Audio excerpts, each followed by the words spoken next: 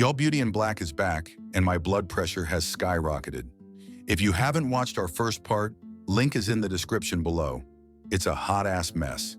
Kimmy is revving up the car, pinning body against another car for selling her sister Sylvie.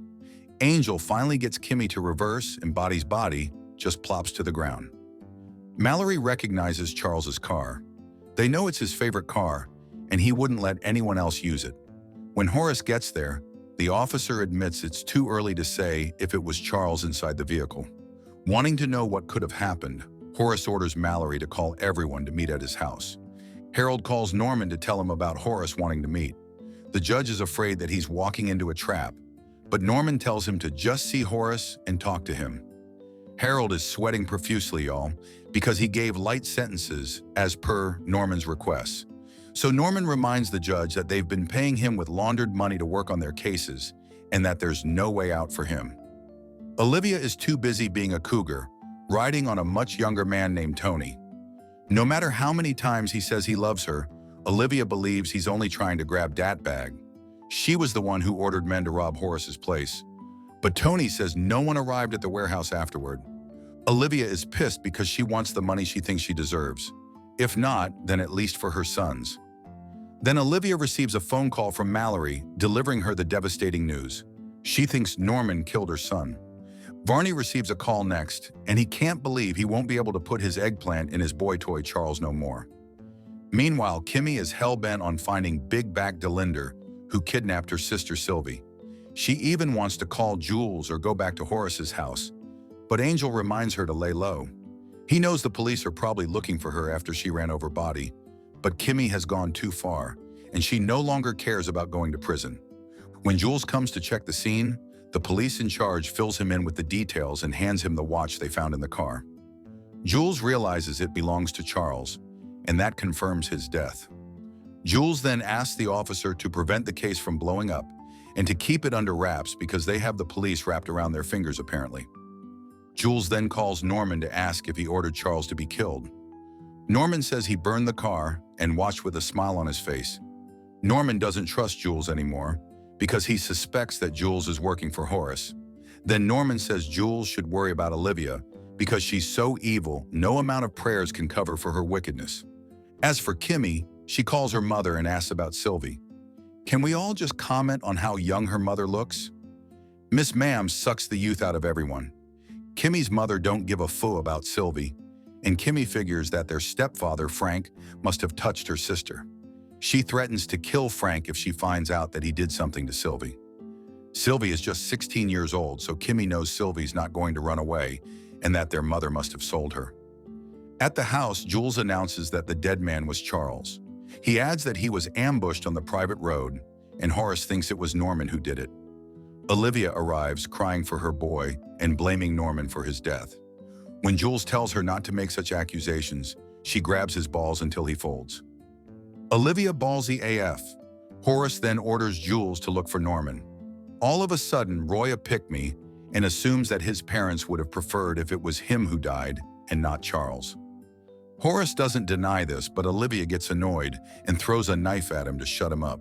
Pissed he's not the golden child, even when he's the only child, Roy walks out to be alone.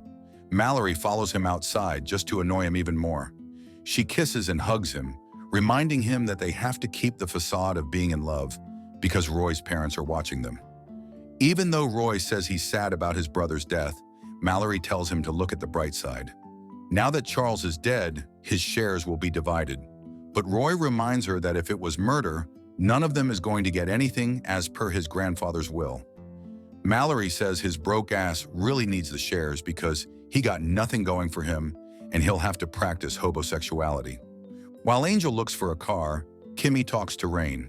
She reveals what happened to Sylvie and how she'll do everything to get her back.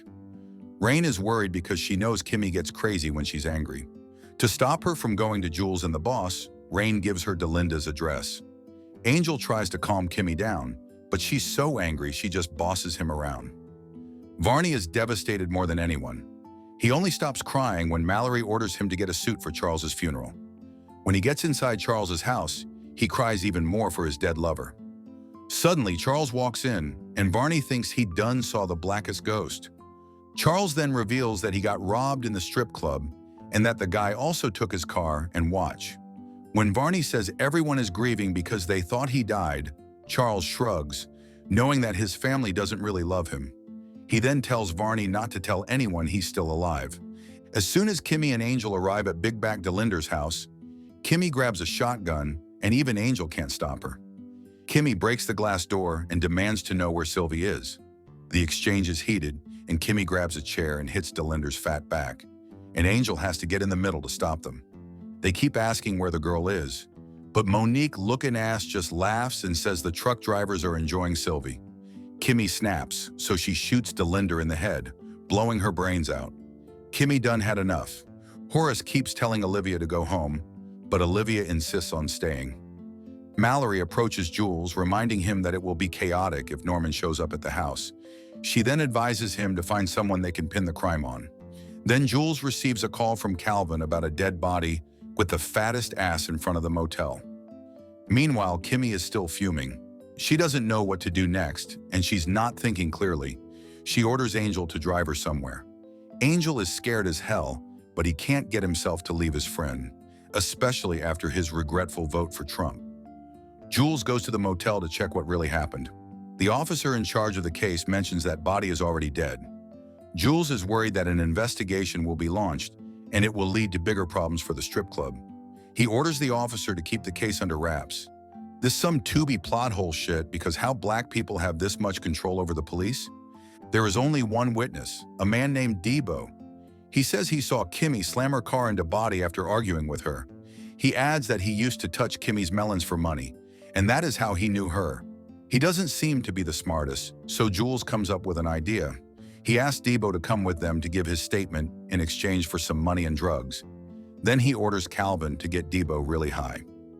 At the house, Mallory acts all cutesy and demure in front of Horace and Olivia, and the two eat it up every time. Suddenly, Norman walks in, surprising everyone. Olivia is furious and wants to tear him to pieces, but Norman busies himself arguing with his brother. He announces that their father knew no one in their family is capable of love. But Norman loved his wife, and he's determined to find her killer. While everyone is arguing, Charles walks into the room, gagging everyone there. He says his car was stolen. Olivia is so happy that her favorite son is alive. She still believes that Norman would try to kill him again if he finds the chance. That's when Jules barges in, dragging Debo. Debo is so high he can't defend himself when Jules tells everyone that he was one of Ina's killers. He and his buddies wanted to rob a house, and they didn't notice that they ran over Ina that night. Then Jules produces a video as evidence to back up his claim. Norman can't believe it, but he still wants to kill the guy himself. Jules assures him that he will take care of everything and that Norman shouldn't get his hands dirty like he did the last time. Afterward, Mallory congratulates Jules for his cover-up. Jules admits that he just picked two random people to take the fall and that he used AI for the video. They are both convinced that Norman bought the story, and that should calm him down. Kimmy and Angel arrive at the trailer of Kimmy's mother. They see the new car parked in front, so Kimmy asks Leslie how they were able to afford it. She confronts them and asks why they sold Sylvie. Instead of giving answers, Frank says he knew Kimmy was too dumb to be working as a nurse and been stripping. Kimmy snaps and hits him with a frying pan, and Frank fights back and throws her around. Angel barges in with the shotgun in his hands, but he doesn't pull the trigger, even when Kimmy orders him to do so. Then they leave. Ain't no way, because those were the two people I would have shot up. The next day, Horace has two visitors, Harold and Varney.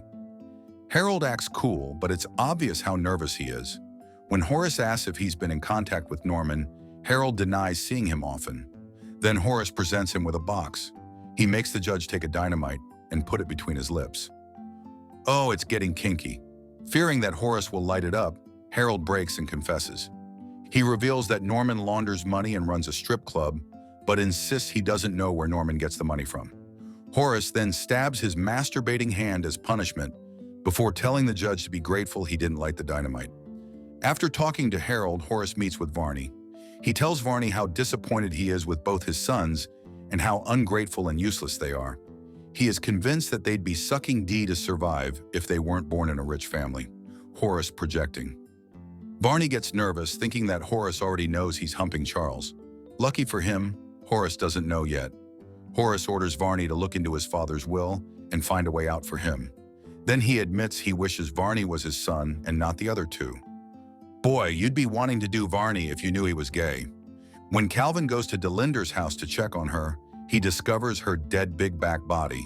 He reports to Jules immediately, so Jules tells him to find Kimmy as soon as possible.